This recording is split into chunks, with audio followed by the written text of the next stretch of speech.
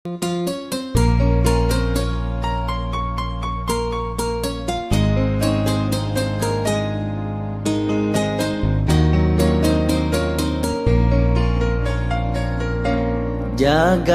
5 waktu, semuanya cepat berlalu. Duhur, asar, maghrib, isya, subuh. Bekerja dan berusaha, jangan lupakan ibadah. Malam tahajud dan pagi duha. Lelaki tak bekerja namun tanpa berdoa, itu tiada guna.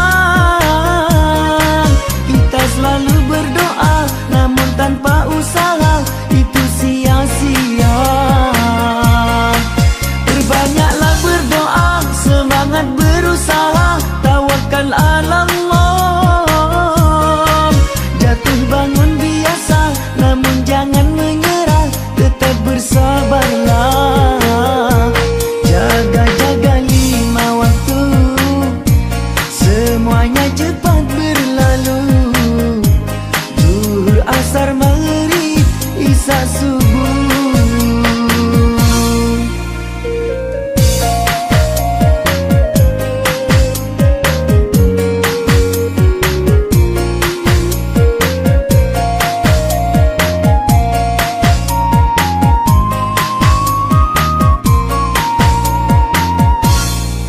Hai para pedagang yang sibuk di ladang, tak lupa pula pegawai di kantoran.